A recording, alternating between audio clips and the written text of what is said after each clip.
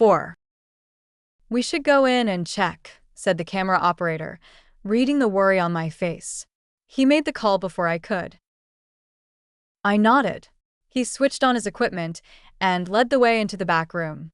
I followed close behind. He stopped dead after a few steps. I craned my neck to see around him.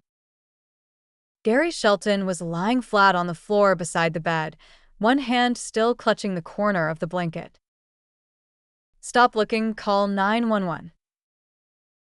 The camera operator snapped back to his senses faster than I did. I grabbed my phone and dialed. Through the whole thing, the girl lay still in the bed like she was asleep, eyes never opening. After I hung up, I walked over to the bedside and gently touched her shoulder. No response. I quickly held my hand in front of her nose. Still breathing. Thank God. The knot in my chest loosened slightly, but the unease didn't go away. I couldn't shake the feeling that Gary Shelton was carrying secrets, dark ones. 911 arrived quickly. Both Gary and the girl were taken to Riverside General Hospital. Gary had gone into a hypoglycemic coma. Luckily, the paramedics got to him in time. A few minutes more and the brain damage from low blood sugar could have left him in a vegetative state. "Doctor, why would someone collapse from low blood sugar like this? Most people handle it okay, don't they?" Occupational habit.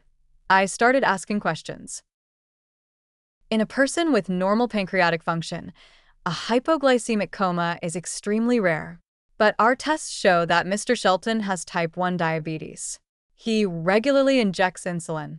For a diabetic, slipping into a coma from low blood sugar is actually quite common.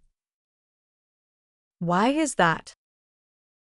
In type 1 diabetes, the pancreas has completely stopped functioning.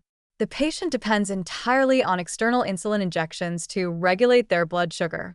If a large dose of insulin is injected in a short window and the early signs of hypoglycemia aren't corrected, coma can result. Though there is one thing that's been puzzling me. The doctor glanced at the camera and hesitated. "It's all right. Speak freely, treat it as speculation. This is just routine documentation on our end. We won't release the footage." The doctor gave a slight nod and continued. "We ran a full workup. His HbA1c came back at 13.1.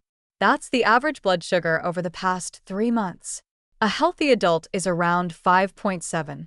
You'd only see numbers like that in a diabetic with chronically poor control. But here's the contradiction. To end up in a hypoglycemic coma, blood sugar would need to drop to somewhere around 27 to 40 milligrams per deciliter. If his average blood sugar has been running that high, how could he suddenly crash that low? And that severely." The question was too technical for me to answer on the spot. But one thing was clear. Gary Shelton's collapse wasn't straightforward. The real reason would have to wait until he was conscious. And then came the news about the girl, which shocked me far more.